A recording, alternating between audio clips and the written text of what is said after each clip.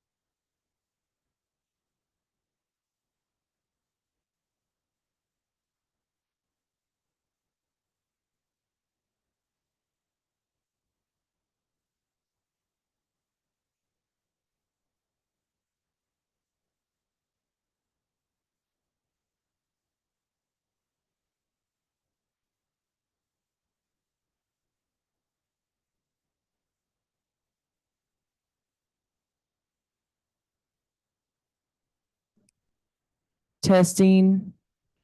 Due to technical difficulties, we're only having the audio work. We are not able to have the video.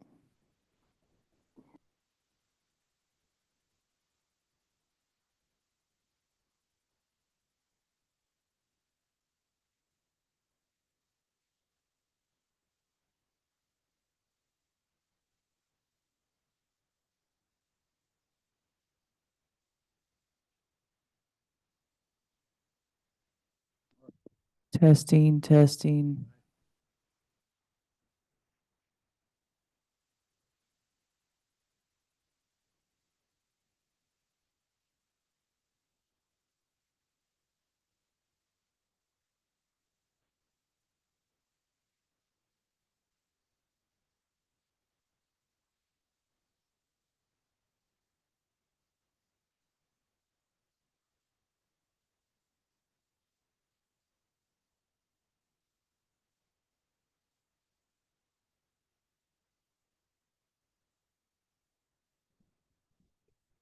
Before we get started, if anybody would like to sign up to speak on any topic, please get with Tracy up here.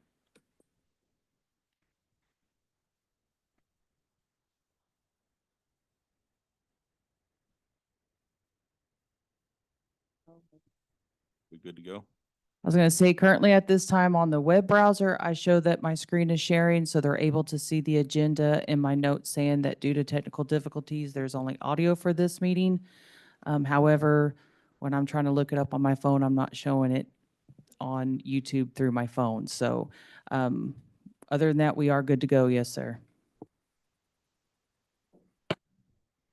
Call to order the Planning and Zoning Commission meeting of Smithville, Texas, January 7th, 2025 at 6 p.m. Notice is hereby given pursuant to the Texas Open Meetings Act, Vernon and Civil Statute, Article 6252-17, that the city of Smithville will conduct a planning and zoning meeting on January 7th, 2025 at 6 p.m. in the council chambers located at 317 Main Street, Smithville, Texas. First item on the agenda, introduction. My name is Garrett Gutierrez. I'm the chairman of the Planning and Zoning Commission, and I'll let my colleagues introduce themselves, starting with my right, your left. Lee Kilgore. Caroline Noya. Nancy Catherman. Philip Slaughter. First item on the agenda is discussion and action on approval of minutes from the December 3rd, 2024 meeting. Did everybody have a chance to look at those? Any questions or concerns? No, I make a motion that we approve the minutes. Second. I have a December 3rd, 2004 meeting. A second. I have a motion and a second to approve the minutes from December 3rd, 2024. All in favor? Aye. Motion carries. Discussion and action on a zone change from SF1 Single Family District to C3 Highway Commercial for the Born Again Emporium, property ID 16794. Legal description, Faith Acres, Lot 1, 2.001 acres, 1642 Northeast Loop 230, Smithville, Texas. Property owners, Born Again Emporium. Agent, Susan Guidry. Do we have anybody signed up to speak on this one? No, sir, no one from the public has signed up to speak for or against the agenda item. Ms. Susan Guidry is present. So this is a agenda item, was on our meeting last month about bringing it in to annex it. So this is the next step in getting them to accomplish what they came in for. So open up for discussion if anybody wants to ask any questions or has any concerns. I think just for the public, anything brought into the annex is automatically zoned as SF1. So this is changing from single family to commercial. She was saying that just to have it on public, that anything that's brought into or annexed into the city comes in as SF1, and this is just the next step in getting them to the proper zoning. So I'll entertain a motion if anybody would like to make one. I move that we approve the zone change from SF1 Single Family District to C3 Highway Commercial for the Born Again Emporium, property ID 16794. Legal description, Faith Acres, Lot 1, 2.001 acres, 1642 Northeast Loop 230, Smithville, Texas. Property owners, Born Again Emporium. Agent Susan Guidry. I have a motion and a second. All in favor? Nancy. Nancy.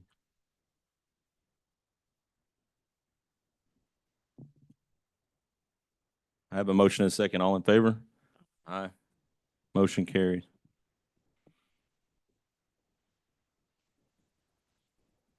Will that be on the city council meeting next week, correct, or no? Yes. So it'd be in front of council next week.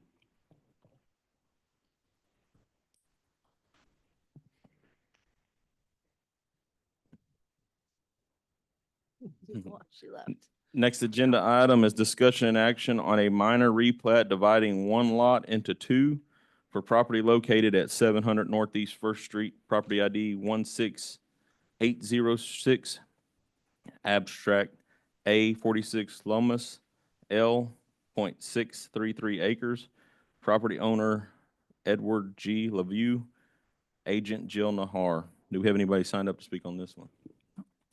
No, sir, no one signed up to speak for or against the item. Ms. Jillian Nahar is present. I'll open it up for discussion. Anybody got any? I have a couple of questions. Yeah. Would you mind coming up to the podium, please? Please introduce yourself when you come up too, just so Mhm. everybody can hear it.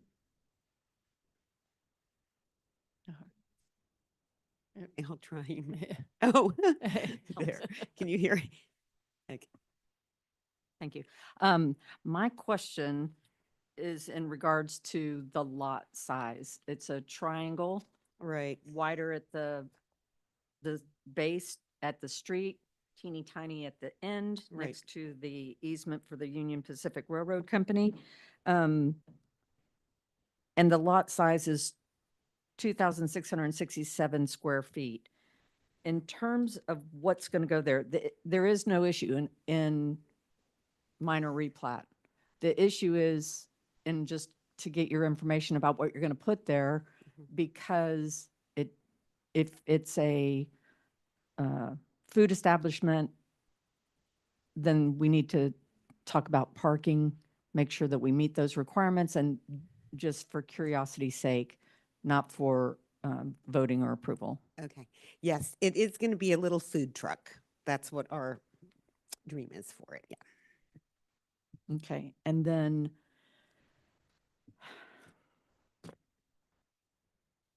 in the parking and loading zoning ordinance 3.5, section F, item 11, for industrial establishments, you have to have adequate area to park all employees and customer vehicles at all times, adequate space for loading, unloading, storing all vehicles used incidental to or as a part of the primary operation of the establishment. Going forward, if there's any other, I don't know whether she comes forward to confirm parking availability once we approve the minor plat, or whether that's another decision. She will have to obtain a building permit for that structure, and if any inconsistencies, that is in the design of the parking, they'll be addressed at that time. Okay, perfect. That is all I wanted to find out about. I don't have any other questions. Okay, great, thank you. I think more than anything, she's just trying to point out for whoever, if you do it and however it works, that just keep in mind parking is required. So Okay, has nothing to do with what we're voting on here today. We just want to make people aware of it. okay, great, thank you. Any other comments or concerns, questions? If none, I'll entertain a motion. I'd like to make a motion to approve the minor replat dividing one lot into two for property located at 700 Northeast First Street, property ID 16806, abstract A 46 Lomas, L 0.633 acres, property owner Edward G. Laveau and agent Jill Najar. Second. I have a motion and a second. All in favor? Aye. Motion carries.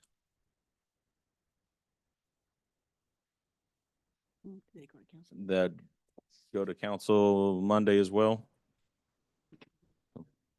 That'll be in front of council Monday. This coming Monday. Next item is discussion and action on a variance request to have side yard setbacks of 5 feet instead of 7.5 feet for one-story homes and 10 feet for two-story homes for all residential lots in the enclave at River Bend subdivision, property ID 8725657. Legal description ABS A16 Burleson, Edward 34.858 acres. Property owner Smithville Land Partners LLC, agent Bethany Ross. Do we have anybody signed up to speak on this one? At this time, I do not have anyone signed up. Mr. Lopez did, but he actually had some other questions about things that are not on the agenda. So if you wanted to grant him that time to talk about those, or he can, if he goes to council and talks during the public speaking point, that's up to you. And it's actually up to Mr. Lopez too, if he still wants to do that. I just wanted to put it out there that he did come to me. Does it pertain to this specific subdivision or anything with It is about the subdivision. It's just not the specific request of the side setbacks or the maximum coverage.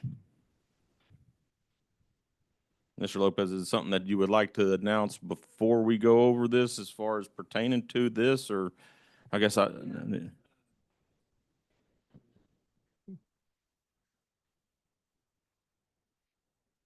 Green is on. Yeah.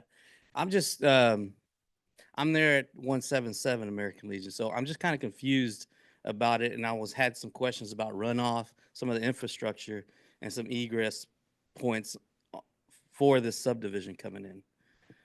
Is that something that I could discuss here, or is that something to discuss at council come Monday? that's not something I feel like we could answer here. Okay. We go over the variances and look at all that, but as far as the runoff and all that's done by engineering and submitted to the city, so I'm not familiar with how all that exactly works. So I wouldn't think anybody on the commission up here would be able to answer those kind of questions. Right. And then I was just concerned about how the city annexes, where the city line is at, because that's a county road. Like, it's weird because where I live, I'm in the city, but I got to call the county sheriff to come for anything. So, and I'm confused how this is all going to work. Okay, the property has been annexed, and the questions that you're asking can be addressed directly with the developer at some other meeting or other time. Okay. Regarding if you're annexed within the city limits, you should be able to call the Smithville Police Department to get service. Well, I've called them twice and they told me. But they we'll don't talk serve. later. Okay. We'll talk after this meeting. Okay, we can All do right? that. All right. Thank you. That's all I have, Garrett. Thanks. So, thank you. At this time, that's the only sign up I had, sir. All right, we'll open it up for discussion. The developer is here, correct? if anybody has questions. for them. Developer is here. Yes, Bethany and Todd McCullough are here, or Bethany Ross and Todd McCullough. Open it up for discussion. I have a couple of questions. Closer, there we go. Go ahead, Mr. Slaughter. So I read through this and it seems like we're just asking for a blanket variance for the purpose of adding more homes. Is that basically?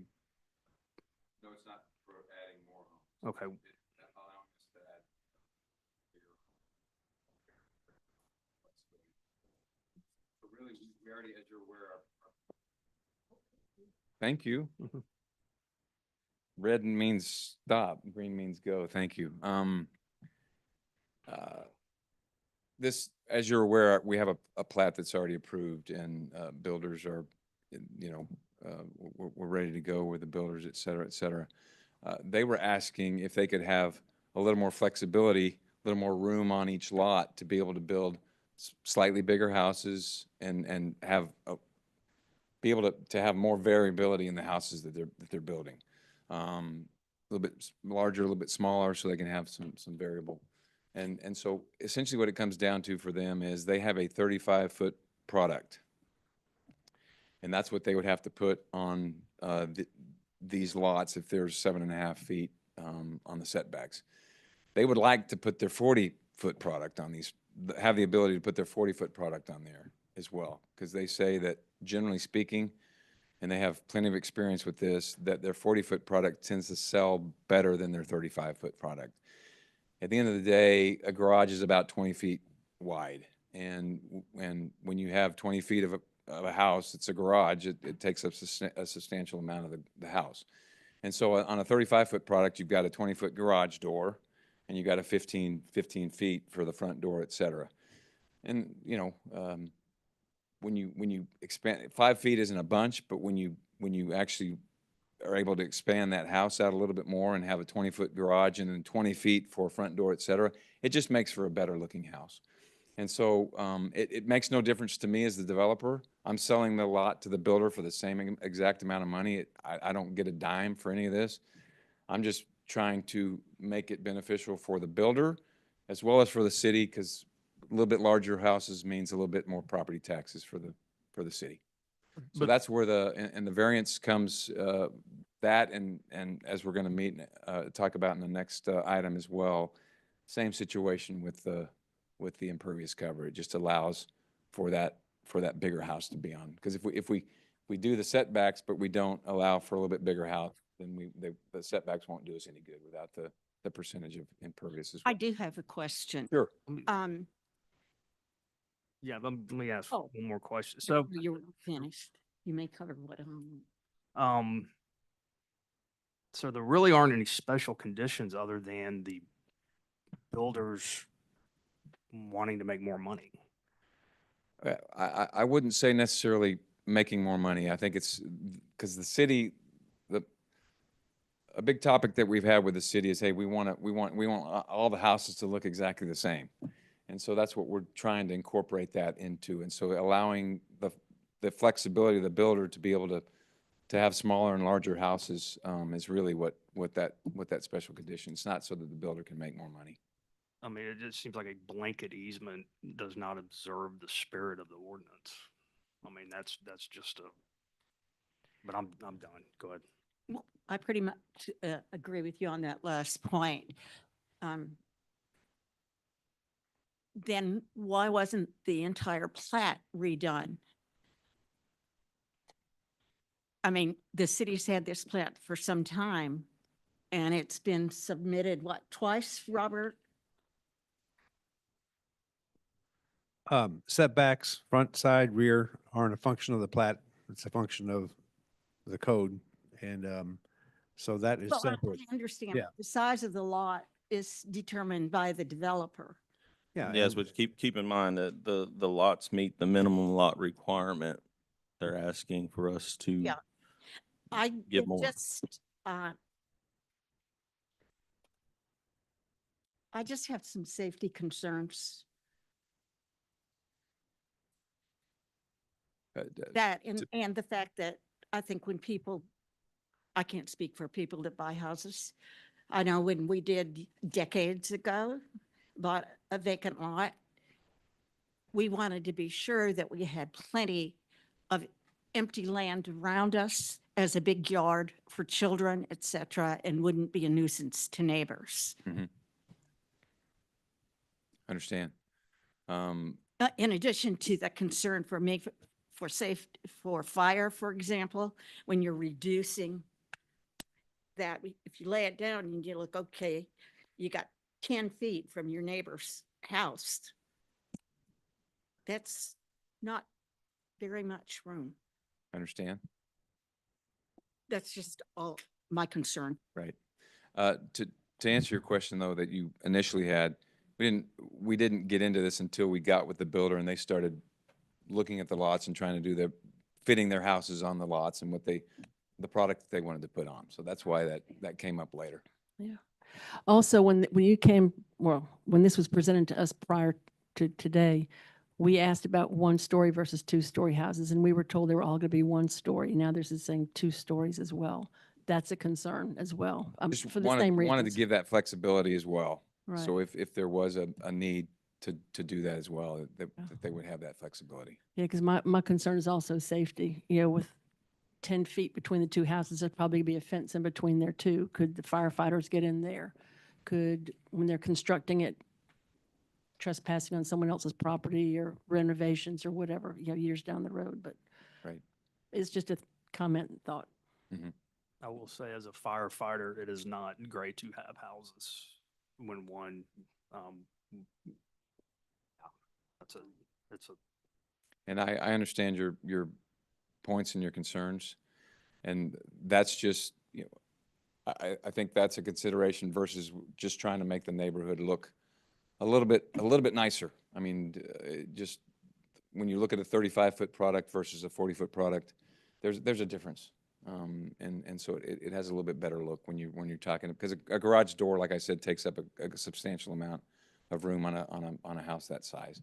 And when you can expand the piece that doesn't have the garage, it gives you more flexibility as to how you can make that elevation look good. So that was one of our considerations.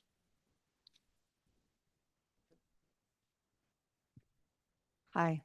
I'd like to go back to the amendment to the 380 Economic Development Agreement between the City of Smithville and Smithville Land Partners dated June 13 of 22 and then fully executed on December 22nd of 22.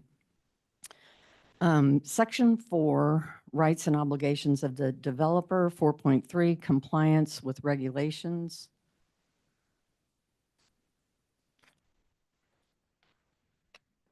Developer agrees that it will comply with the city's development approval processes and shall construct the development consistent with the city ordinances, development regulations, and requirements in effect as of the date of the agreement. The second item is Section 4, rights and obligations of the developer, 4.9, variability of design and construction.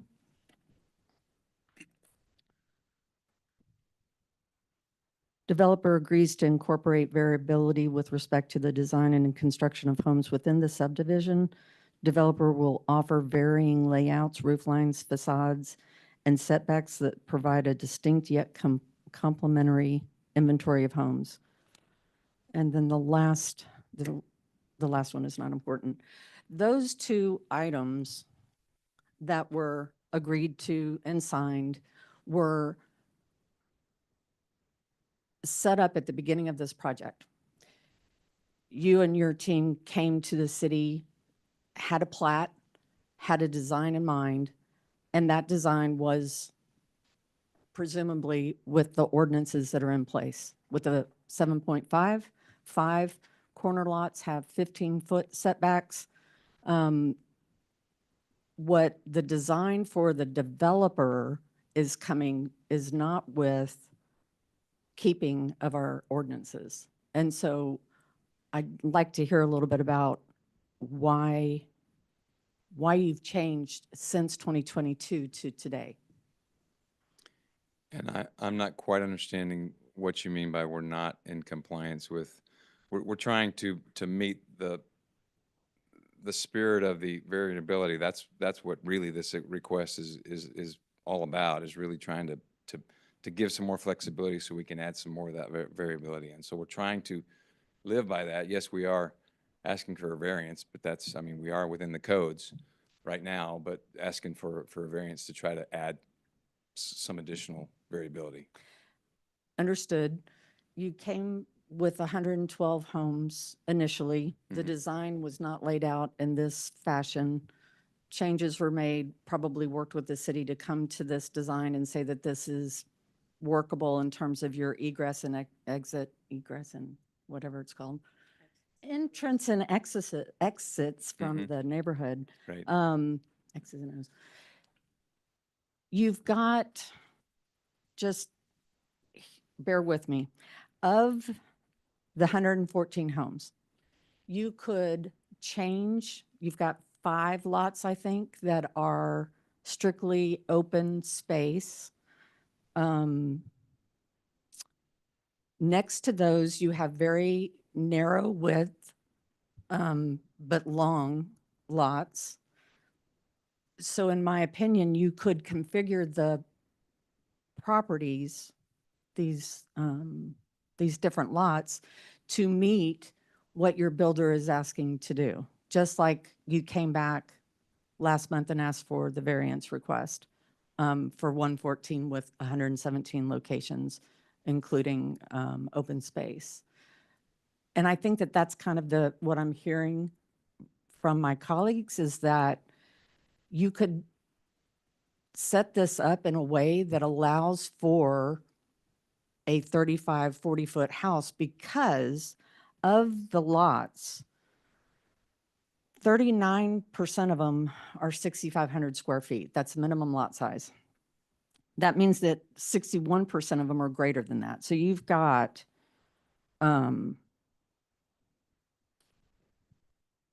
91 lots that are in excess of 50-foot width.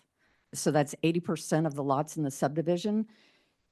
In my opinion, you could configure, you don't need a blanket variance request to meet the request of your builder, because you already have lots that are wider than the 50-foot setback, required width. Have you taken any of that into consideration with your developer in terms of, 21 of the lots are corner lots, they have a minimum side yard setback of 15 feet.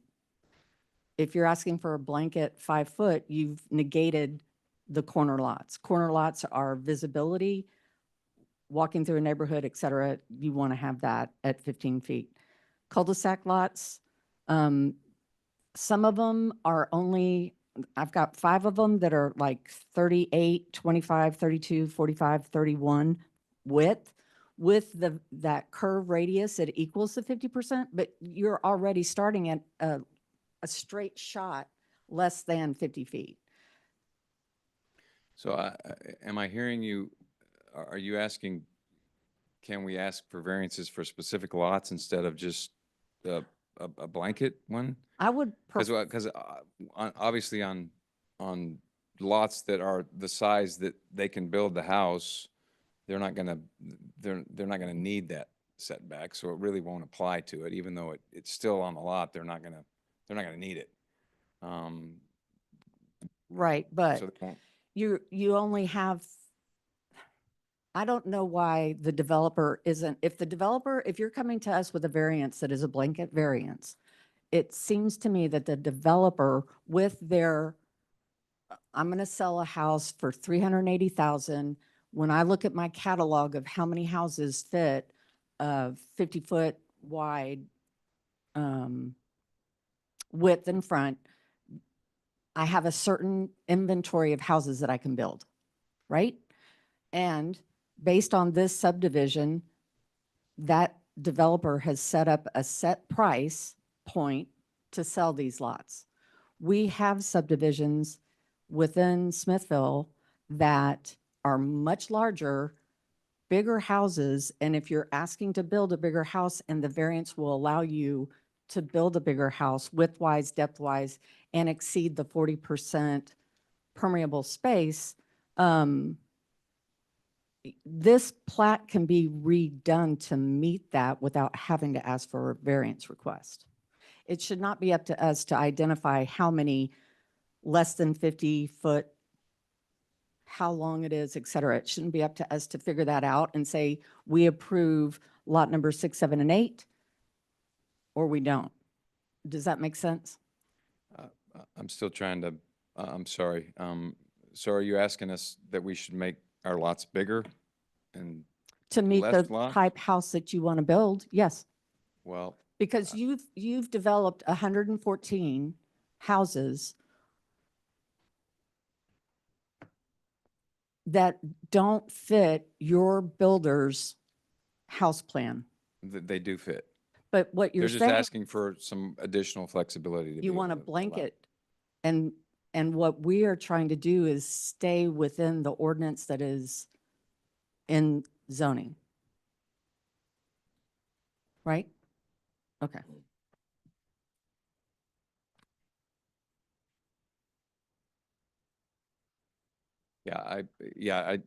To make it clear, we set this up within the code and the ordinances of the city. Went out to find a builder, found a builder, and then through the process of doing what they call a lot fit, can we put our houses on all these lots? Can we make all these lots work with the houses that were, once they did that, they came back and there were some problems with some of the lots, so that's where we had to come back and resubmit for the plat.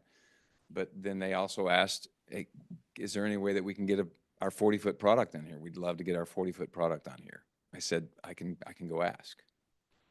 And that's where we're at. So Okay. we can still build, they can still build houses on all these and put their 35-foot product on here. And it's not gonna change anything for me and really not for them other than. Without the variance approval? Without the variance, we can just march ahead and put the 35-foot product on there. And it would still allow per the economic. We could go just like this. Yeah. So I think what we're also trying to avoid is that you're going to have a straight line shot of houses with all of them in line, that you would have variation in terms of setback or not setback. Is that what your intent is? We're trying to basically give the space, a bigger space so that we can move a house around or make it bigger Okay. within that space. I don't have any other We're trying to questions. meet the spirit of the agreement that we had and what the city's asked us to do. Would you be able to hit going back to 112 lots? Would that work for your developer It really without makes, variance? it really makes no difference because what we did was those last two lots were spaces that were kind of, Or weird. it didn't really change any of the other lots. They were just extra spaces that we had that were able to get a couple more lots. Okay. The other question I had was about park space.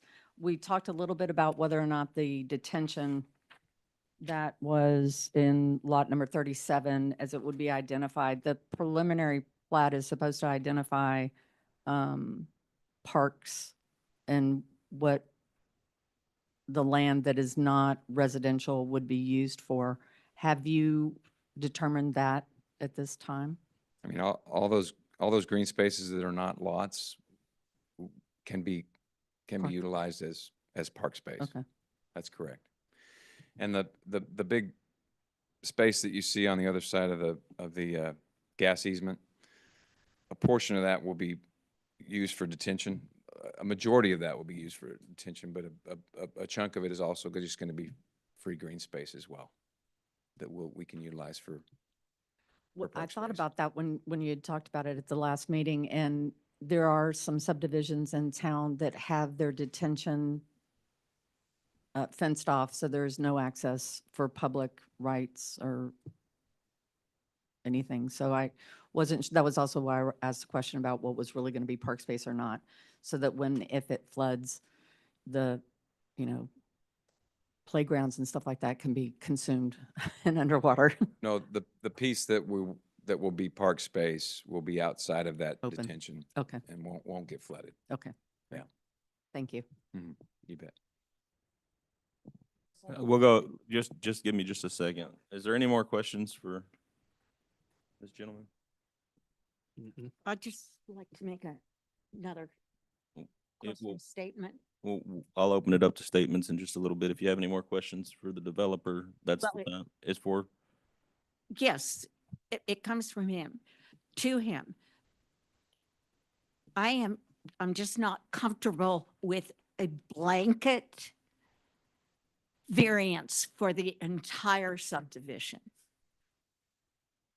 If your builder is going to build something better, then he needs to come before the city and find out if the city would approve a variance for that. Are you talking about on a lot by lot basis? If somebody comes to us with I'm giving you an example. Somebody comes to us with plans to go on a lot that they have and can show why they felt they needed a variance. That's one way of doing it. And to me, that's pretty much the proper way to do it. To just give a blanket one to a subdivision. No. No, if I would, never mind. Yep. That's just what I'm not comfortable with. That's a lot of homes that all of a sudden can be built very closer together than what I'm comfortable with. I understand. Just as I a understand the citizen. point. Yeah.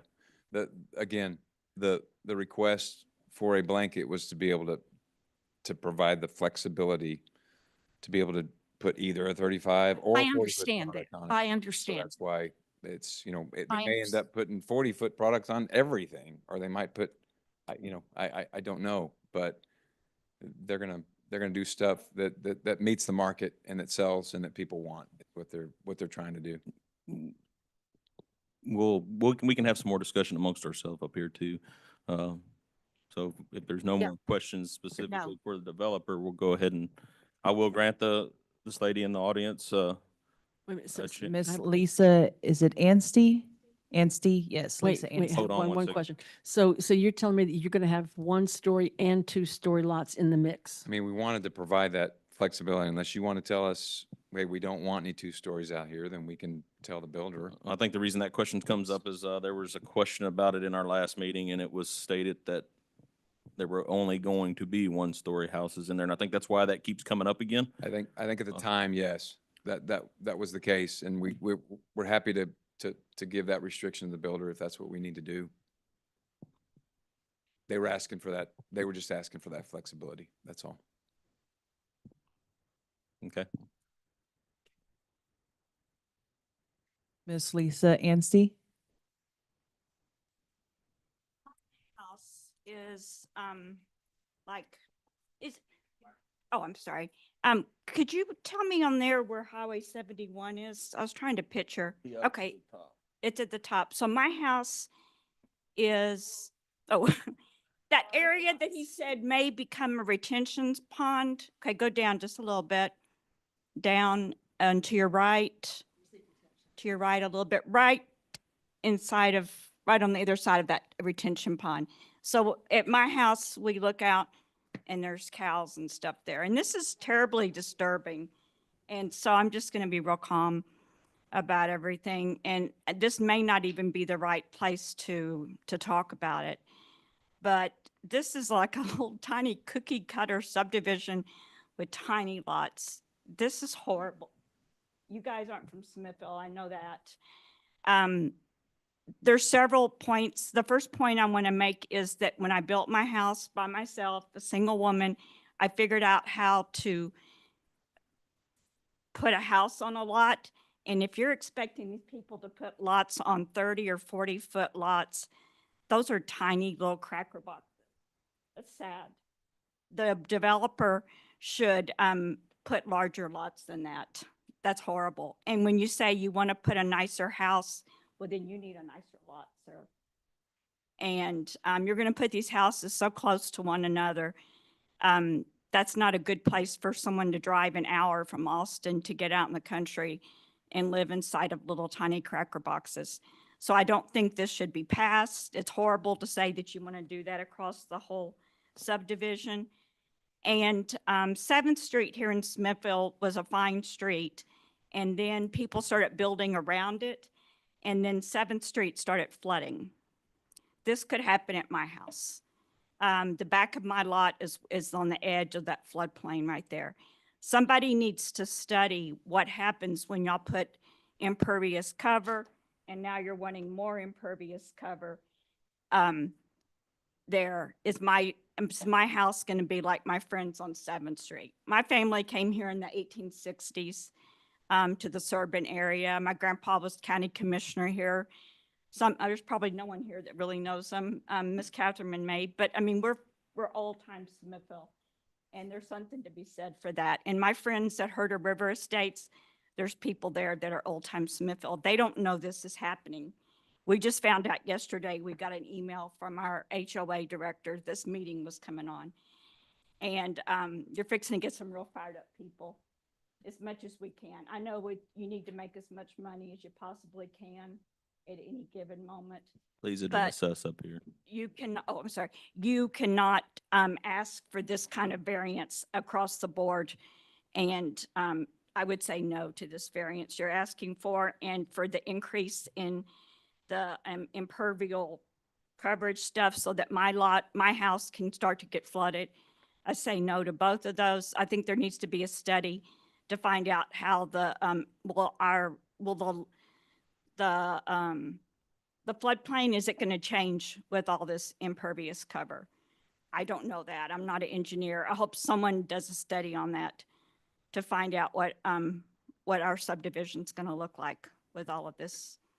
Okay, and that's it. Thank you. Thank you. Thank you. Something that she brought up did make me have another question for the developer. So when the design was done, of course, to ease some of the concern with runoff and all that, it's done based off of what houses you plan to put there and the impervious cover and all that. By asking for the 50-foot or 50% impervious cover, so 10% more per lot, does that change that, and does that study need to be done again? No, that's all incorporated in the detention pond that we have right now. So it sounds to me like if that was done in that, then this was kind of planned before all this was. No, not in front of us. necessarily. They put extra capacity. They put the just- fluff in yeah, there. Okay. Exactly. Thank you. That's the only question I had for you. Mhm.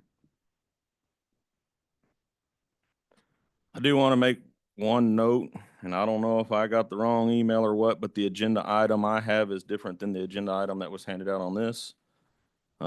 Did that change, and when did it change? So the final, because I waited for confirmation for the variance request, so the one that you might have been sent the first time was not the final one. The one that's online and that I sent on Friday is the final one.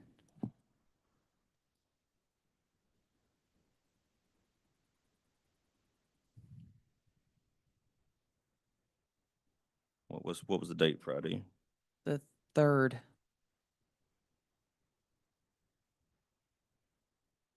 For some reason, it's dated the 2nd, so Go I back to guess you're what? right. I apologize for that. I just wanted to make sure, but that's the only one that I received, so I don't know if I missed an email or what there, but thank you trying to for get to it. clarifying that. Yes, sir. Thank you. Open it up for discussion amongst us up here. I feel like there's a lot that needs to be said. This, not a surprise, this was going to be one of our more talkative meetings. Does anybody have anything they want to discuss amongst our colleagues up here? So I'd like to kind of reiterate what Mr. Slaughter said in terms of what constitutes a hardship and the request for the variance. Going to the application. Because the application is saying explain, excuse me, explain the unnecessary hardship caused by the special conditions. And obviously identified in number 2 that there are special conditions. The builder is limited on the product that they can offer to future potential residents. As I think about mass builders, subdivision builders, background for me is in Houston, there are a lot of builders. We have ordinances in place so that we create a product, residential home, that is in fitting with the ordinances, right? So builders have the ability, I'm going to just say economy, starter homes, mid-range value, and then luxury homes, right? And all of those have a set price point, a set square footage, and a set look. And so in terms of what we're saying as a hardship, I don't see this as a hardship, in my opinion. I know that when we make a motion, you know, there's several things that we have to read. Will the variance be contrary to the public interest? Are there special conditions? And if so, does it make the if there are conditions, does it make the enforcement of the ordinance harder, a hardship? Does it obey the spirit of the ordinance? And then is substantial justice done by granting the variance? So keep that in mind when you make a motion, that we need to consider all those things and truthfully answer, do they or do they not? There are many lots in town that are the minimum size, and I see very nice houses that are put on them without a variance. Just personal opinion. But those houses aren't always necessarily a mass builder that's trying to build as much product as fast as they can. That's all I have to say. Okay, I think it's pretty obvious that I am opposed to a blanket permission for this. I think this is one of the first subdivisions we've done in decades. It's been a long time. Yeah, yeah, that are this size, that are large. And I don't want to see us end up setting a precedent that every builder, new builder that comes in is going to want blanket variances. I just don't, I don't think that's right. It's not fair to the future buyers of other plots, other lots. That's my opinion, and I'm not, Thank you. I would. I'll Phil? speak. Go Do ahead. you have anything else you want to speak on? No, you covered it. I'll go ahead. One other thing though, before we move on, to address the citizen that spoke, the subdivision's already approved with the lot sizes that are there. That's been done for a couple years now. Very minor changes happened and those came in front of us a month ago or so. So I would suggest, please get involved, please listen to what's coming out, figure out where the news is that you need to hear it. Hopefully your HOA will send out more stuff in the future, because we would have loved to have heard from all citizens when that time initially came. It definitely, hearing multiple sides gives us as a commission a little more insight and easier for us to make decisions when we do make them up here. So please keep that in mind for everybody in the audience and those that are out there in public. There, it's posted. Where all is it posted, Robert? Or Our city website has a feature called Notify Me. You can sign up for that and get notified for anything like emergency alerts, burn bans, meeting minutes, agendas. So if you want to get on the planning and zoning, when the next meeting is, just sign up for that Notify Me, and it goes to you anytime we publish something. I know several people post a bunch of stuff on Nextdoor too. Not real familiar with that app or anything, but it gets put out there, and there are citizens that try to share it as well, so more people can see it. But just putting that out there, please. We'd love to see more people involved in our community and coming in. And I would also like to, I didn't mean to interrupt you, I'm sorry. I wanted to add though too, that if you see Whenever I send out anybody within 200 feet of a property, here's all my, where I do my little snippets and I show everybody that shows up within that 200 feet. Even with outlining it, not even going, it did not reach HERDA estates. So with that 200 feet, it's still, That, but that's the requirements that we have to follow, and that's how it's done. So apologize for that, and hopefully, like I said, more people will get involved and come to meetings and voice their opinions. With that being said, Another comment. go ahead. Thank you. One of the things that I wanted to address was me personally not opposed to subdivision. Welcome the subdivision. Subdivision means that we are improving our economic development, our revenue, everything that the city of Smithville has been looking for, talking about for at least the last, I don't know how many years, but as long as I've been in Smithville, that's something that's been talked about. This property and the way the preliminary plat is laid out, it is the first property that I've been part of that did not have pre-existing variance requests other than the street length. And so as this commission gets to look at this plat, preliminary plat, I think it's important to note that we're not constrained by pre-existing conditions, variance requests that were approved. We can actually look at this plat and approve and review the variance request with fresh eyes according to the ordinance as it is written. And I think that's important because it's one of the largest subdivisions that we have. We know that there's more development coming. I think it's important that we take a look at what's being asked, how the owner of the property can plat and identify all the lots in a way that allows for the best product that meets our ordinances, which the ordinances provide for safety,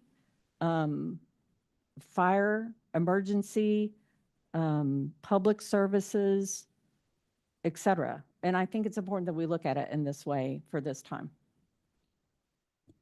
Thank you. Any other comments? I'll entertain a motion.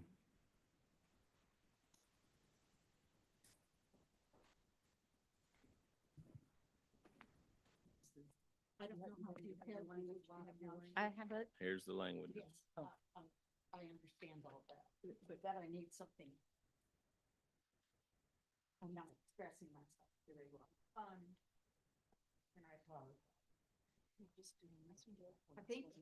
Yes, this is only for item 5 on the setbacks of. Pretty complex, so we can make it easy and just, perhaps the city manager would like to give us an opinion on it. Just say that, we would deny any blanket variances, at this particular. It was, I'm sorry. To make a motion to deny, blanket variances, at this particular request or anyone. I mean. So Nancy, keep in mind that it's asking for every lot on here, so don't know that we necessarily, if we go that route or if you make that motion, you have to say blanket. I think it's just approve or deny item number 5, Well, the which, way that it's written. I mean, I'll make the motion. Unless there's something different that you want to see done. no. Excuse me, I a just- point of order. You need to make the motion in the spirit of what's on the agenda and state the reasons why or why not the variance will or will not be approved per the write-up that you have in front of you. So can I make a motion? Go ahead. So I move to recommend denial of the requested variance with the following findings. The variance will be contrary to the public interest and there are not special conditions affecting the applicant's property And even with special conditions, literal enforcement of the ordinance does not result in unnecessary hardship, and the variance does not observe the spirit of the ordinance, and substantial justice will not be done by granting the variance on item number 5 on today's agenda. Go ahead and read that. So that. item number 5, let me find it. On the variance request. On the variance.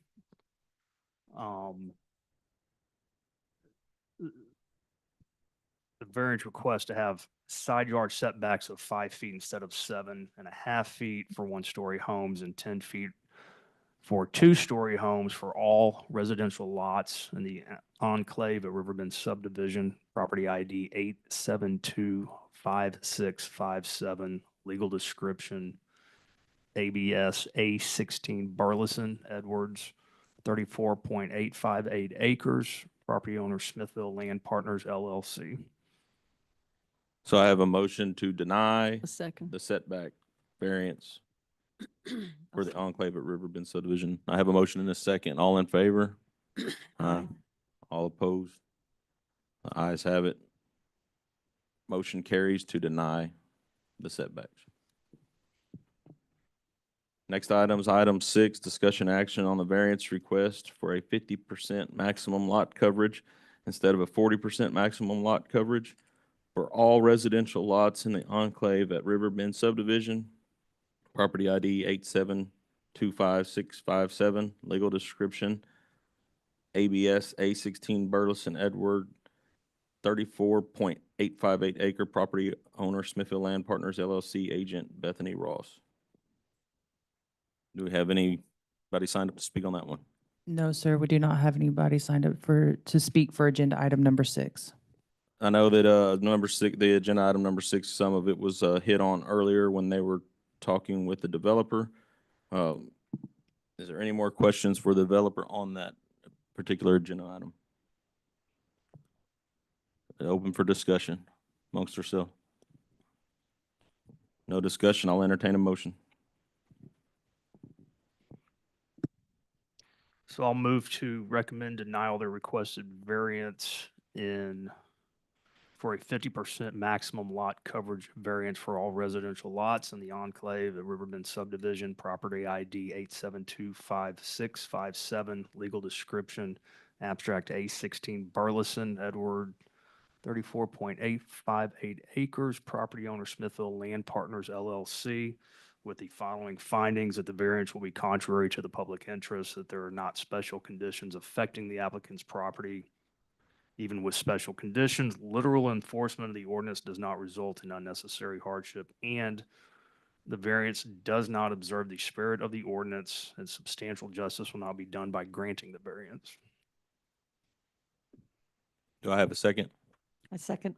I have a motion and second. All in favor of the motion to deny? Aye. Aye. Motion carries. Unanimous.